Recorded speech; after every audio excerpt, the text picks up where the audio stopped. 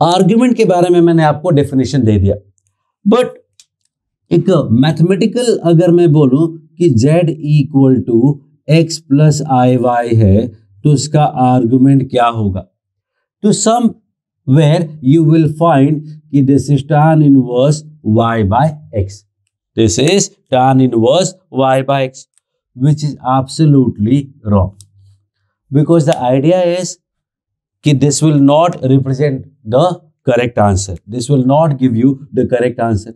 Like suppose if I take point is 1 plus I and minus 1 minus I. In both the cases, in this case it is tan inverse 1 by 1. In this case also tan inverse minus 1 upon minus 1. This is 45 and this is also 45.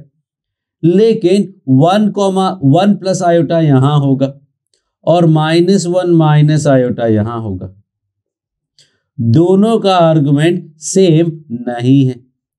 This argument is 45, this is wrong, but this is 180 plus 45 which is wrong.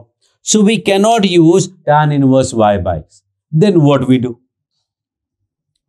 The correct idea is that z equal to x plus y अगर है तो इसका argument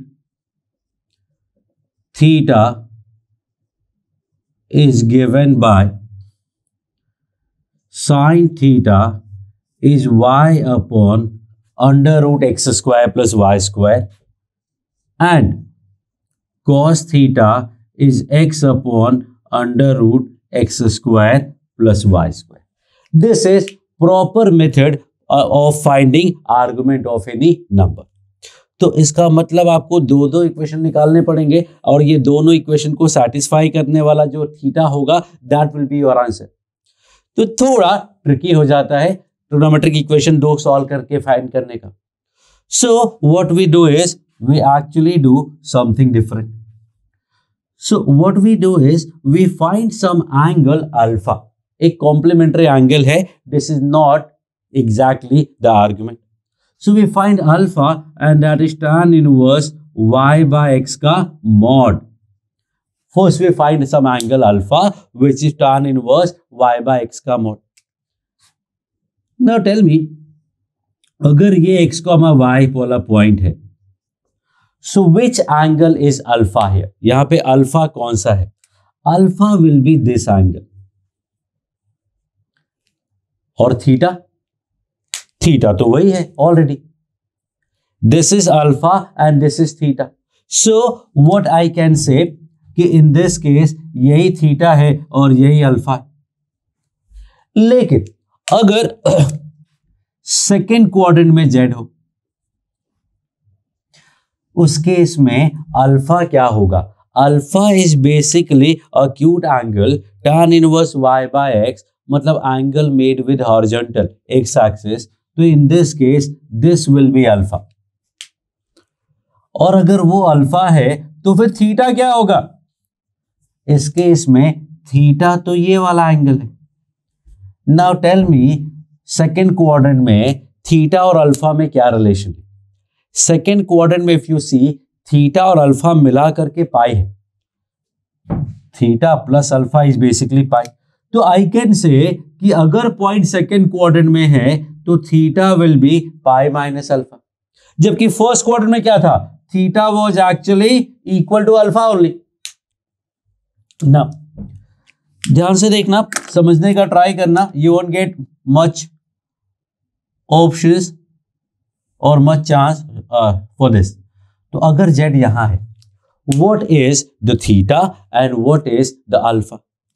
theta तो हमें पता है कि this is theta. Alpha क्या है? Alpha is basically this part. So what is the angle? What is the argument? Theta. Theta is what actually alpha के बाद हमें पाई और ऐड करना है. तो आई विल से कि this is pi plus alpha. तो this is pi plus alpha. But at the same time, I can say कि ये अल्फा है और this is argument with negative. तो आर्गुमेंट अगर थीटा है, ये एंगल अगर थीटा है, तो आई विल से व्हाट कि आर्गुमेंट उसका नेगेटिव है। Tell me what is this angle? This angle will be in terms of alpha. Alpha के टर्म में एंगल क्या है? अल्फा के टर्म में ये एंगल है pi minus alpha. But we know that कि हमें क्रॉस क्लॉकवाइज जा रहे हैं, और क्लॉकवाइज जा रहे हैं, so what we do is minus लगा देते हैं। उसका माइनस करोगे तो क्या मिलेगा? Alpha minus pi. Fourth quadrant, if I talk about the fourth quadrant, then this is alpha. What is theta? Theta will be actually alpha only, but in clockwise direction, और clockwise direction में है तो हम alpha नहीं बोलेंगे. What do we call it? Minus alpha. So this is the proper method of finding argument of number, complex number. लेकिन this is practical way of finding complex number का argument. क्या?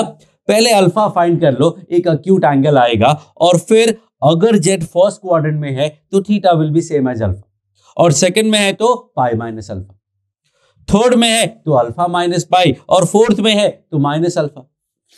तो आइडिया है कि इतना सारा याद कैसे रहेगा? इतना सारा याद नहीं करना है। फर्स्ट में तो अल्फा ही होगा, बस सेकंड याद कर लो कि अल्फा पाई माइनस अल्फा है। यहां पे देखो इसका ठीक नेगेटिव है, pi minus alpha, alpha minus पाई। यहां देख लो इसका negative, alpha minus alpha.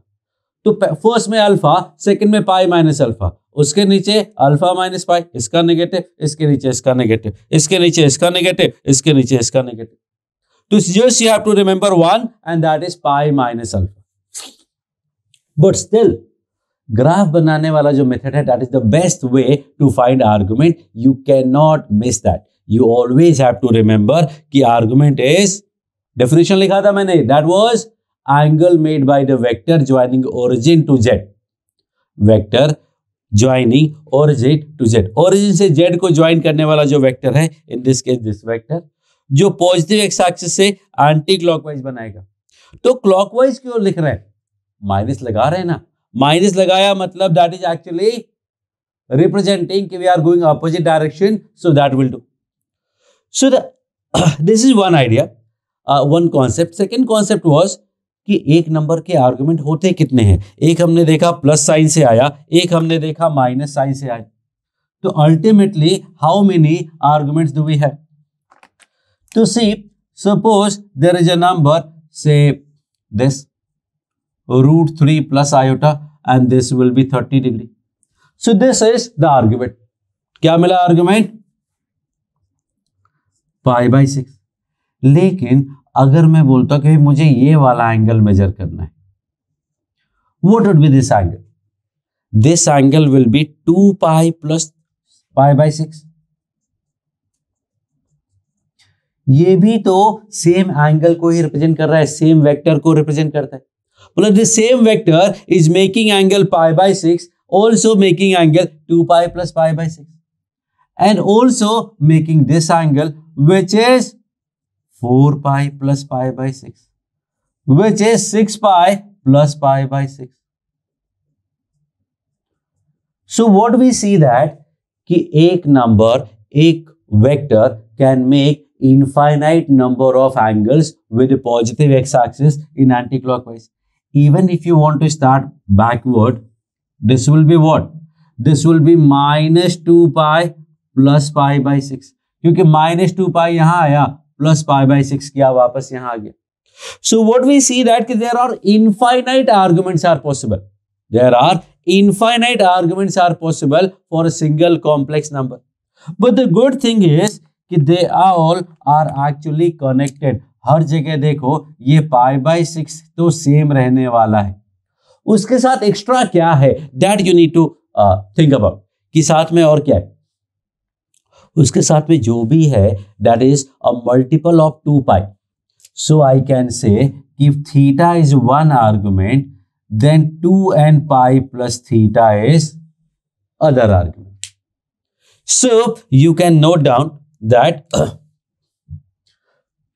any complex number z equal to x plus iy may have infinite या will have except zero. Zero में क्या होता है, आर्गुमेंट डिफाइंड नहीं होता है. So that will do later. But any number, any complex number may have infinite number of arguments and all those arguments differ by a multiple of 2 pi. So if one argument is theta, then other arguments are 2 and pi plus theta. So there are infinite arguments are possible. But ये बताओ हमें इतने सारों की जरूरत क्या है? अगर मैं बोलूं 30 डिग्री तो आप यहां पहुंच जाओगे. Now why do I need 2 pi plus 30, 4 pi plus 30, 6 pi plus 30? Actually we don't need that. तो अगर हमें इतने सारे नहीं चाहिए, हमें कोई एक ही चाहिए, एक से हमारा काम चल जाएगा. Only one argument will be sufficient for us to find so many things. So if we need only one argument, then which argument should we take? Should we take pi by 6? Should we take 2 pi plus pi by 6? Should we take 4 pi plus pi by 6? Should we take minus 2 pi plus pi by 6? So out of these infinite arguments, the one that lies in the interval minus pi open to pi close is called principal argument. Is called principal argument. Always remember, minus pi पे open है और पाई पे close है. Minus pi पे open है और पाई पे close है बिकॉज माइनस पाई यहां आएगा और पाई भी यहीं आएगा. तो सेम पॉइंट को दो बार लेने का मतलब नहीं है. So every complex number will have a unique argument in this interval. And this, why did we choose this? Because this have the, I will say, smallest magnitude of argument. The smallest magnitude wise जो argument होगा वो ये लाई करता है. -180 से +180.